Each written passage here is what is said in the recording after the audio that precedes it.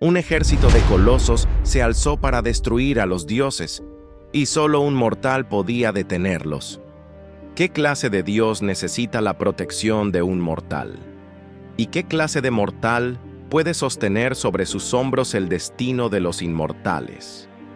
¿Y si te dijera que el equilibrio del universo pende de un hilo, que la autoridad de los dioses, forjada en sangre y traición, se tambalea? ¿Que la chispa de rebelión, encendida por un titán encadenado, no ha hecho más que prender la mecha de una guerra milenaria? ¿Que el destino, tejido por las Moiras, ha dictado que el Olimpo solo prevalecerá si un héroe, una creación nacida de la tierra y el cielo, se atreve a levantarse contra la furia primordial? Si este relato ha encendido algo en ti, si sientes que el eco de Prometeo aún resuena en tu espíritu, prepárate, porque la rebelión apenas comienza, y el próximo mito podría hablar de ti. Imagina un silencio. No el silencio de la paz, sino el de una tregua tensa. Tras la brutal titanomaquia, los tronos del Olimpo brillaban con una autoridad incontestable, y los dioses, embriagados por su victoria, se creyeron amos de la eternidad. Pero la eternidad es un espejismo, y bajo los cimientos dorados de su nuevo orden, algo palpitaba. Un rencor tan antiguo como la propia creación. Gea, la Tierra Madre, no había perdonado. Desde las profundidades de su ser, escuchaba los gemidos de sus hijos titanes, encadenados en la negrura sin fin del Tártaro. Sentía en su propia piel el tormento de su nieto Prometeo, colgado en el Cáucaso, un símbolo sangrante del nuevo régimen. El orden de Zeus era una estructura construida sobre la traición, la sangre de sus padres y las cadenas de sus hermanos. Y Gea, que todo lo nutre y todo lo recuerda, no podía aceptar tal equilibrio.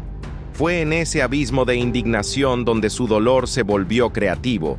Su furia se hundió hasta las raíces del mundo y germinó bajo siglos de silencio.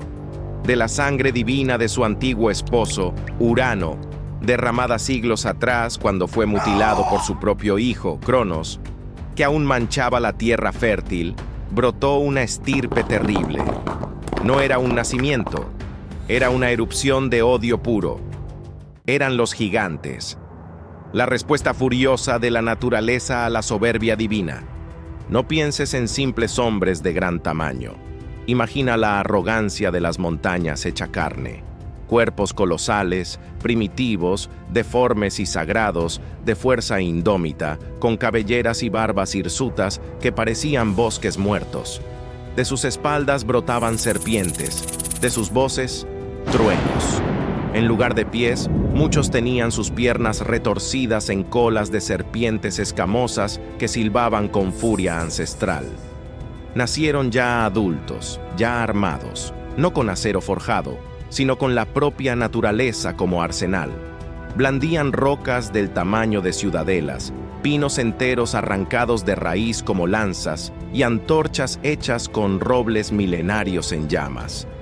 Sus nombres eran un presagio de caos: Alcióneo, cuya sombra cubría pueblos enteros; Encélado, que respiraba fuego y vomitaba piedras; Efialtes, que creció tanto que amenazaba con escalar el cielo; Mimas, el portador de fuego, avanzando con un yelmo de lava; Polibotes, cuyo cuerpo serpentino podía arrastrar continentes; y Porfirión, el más terrible, cuya mirada deseaba no solo la venganza, sino el trono del universo y a la propia Hera como botín.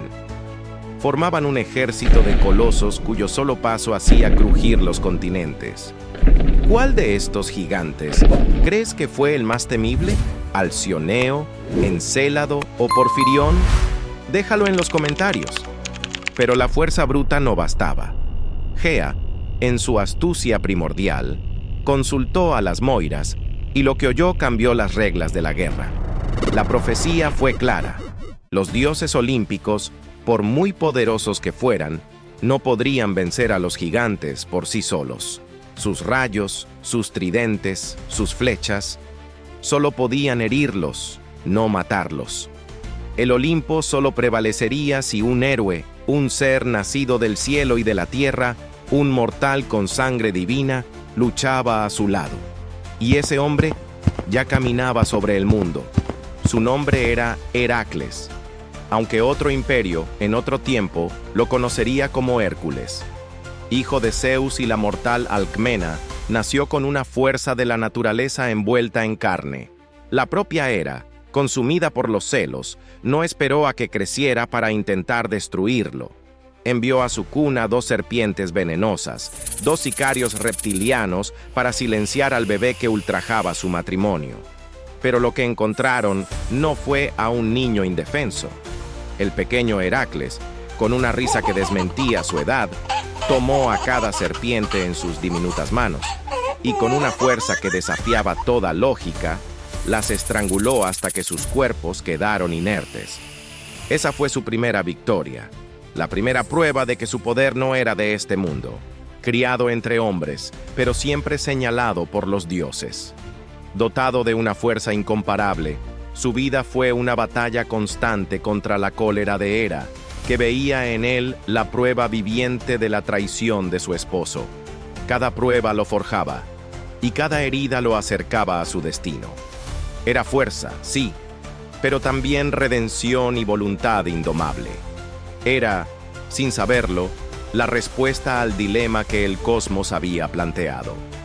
Mientras tanto, en los confines del mundo, los gigantes se alzaban.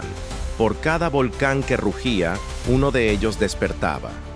¿Crees que Heracles, un mortal marcado por la ira de los dioses, podrá salvarlos a todos? No parpadees, porque la batalla que definirá el destino del cosmos está a punto de comenzar. El día llegó con un silencio sobrenatural. Hermes descendió a buscar a Heracles.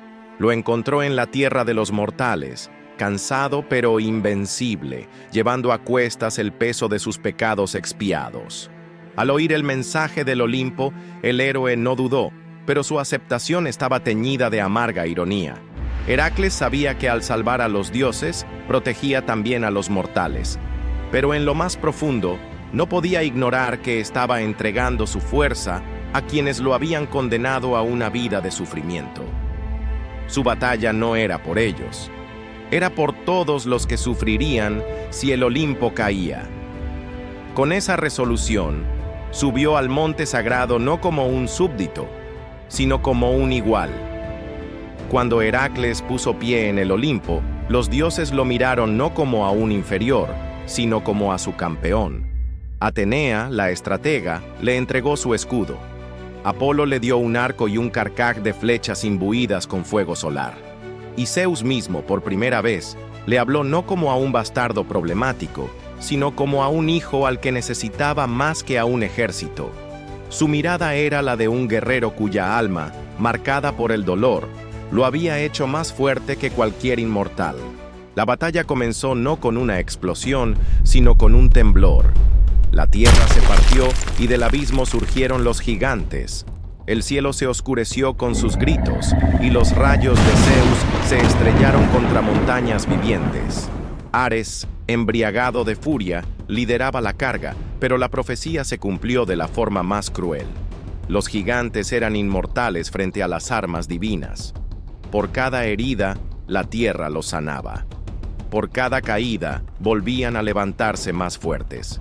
El pánico comenzó a extenderse cuando Ares fue interceptado por Porfirión, quien con una fuerza insultante lo desarmó y lo arrojó contra las laderas del Olimpo. El dios de la guerra, humillado y vencido, quedó fuera de combate. La esperanza divina se quebró. ¿Podría el Olimpo caer ante el poder de la tierra misma? Y entonces lo hizo Heracles. Con su arco tensado, apuntó al corazón de Alcioneo. Pero el gigante, cada vez que caía, volvía a levantarse, nutrido por su tierra natal.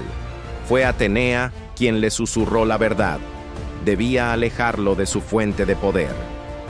Heracles, montado sobre el divino Pegaso, atrapó al coloso y lo arrastró por los cielos, kilómetro tras kilómetro, lejos de Palene.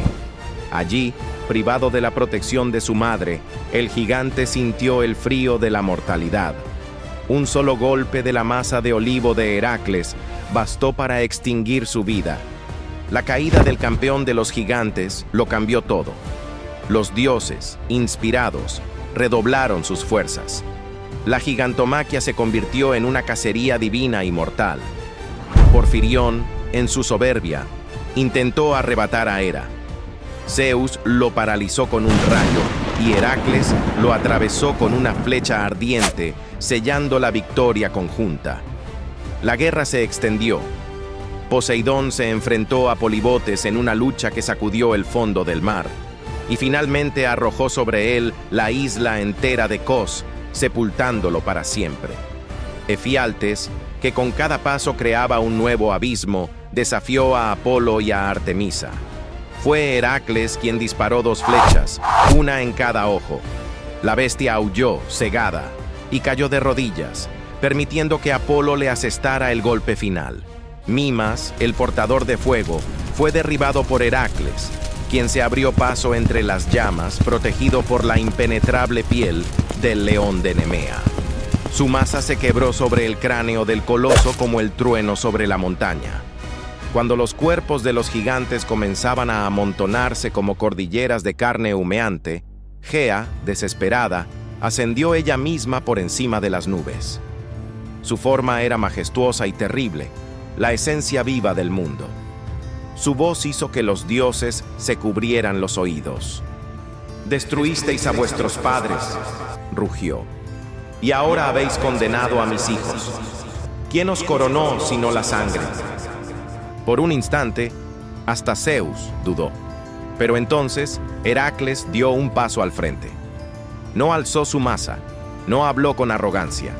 Solo miró a Gea con la mirada firme de quien ha visto tanto dolor como gloria, y dijo: «Yo no destruyo por poder. Lucho para que el hombre pueda mirar al cielo sin miedo». La tierra tembló, pero no respondió. Gea se retiró, sus raíces retraídas, derrotada no por los rayos de Zeus, sino por la decisión de un solo hombre. La gigantomaquia había terminado. Los campos ardían, los mares hervían, pero el Olimpo seguía en pie. Y en el centro de aquella victoria estaba Heracles, el hombre que se convirtió en la salvación de sus atormentadores. Fue él quien selló la victoria definitiva. Sin su intervención, los gigantes habrían reinado, y los dioses lo sabían. Por eso, aunque aún debía pagar sus deudas, su lugar entre las estrellas ya estaba asegurado. Heracles, el hijo de Zeus y de la tierra, era el héroe de 2 mundos. Pero la victoria del Olimpo fue un espejismo. La gigantomaquia fue solo el preludio. La verdadera guerra, la que Gea siempre planeó, estaba por comenzar. Su dolor final no dio a luz a una legión, dio a luz a una sentencia. Un ser que no desafía las leyes de la naturaleza, porque es la nueva ley. 100 cabezas de dragón, alas que eclipsan el sol, y un poder tan absoluto que los propios cíclopes, forjadores del rayo, escondieron sus rostros. Su nombre es Tifón, el padre de todos los monstruos, y no ha ascendido para vengar a los gigantes.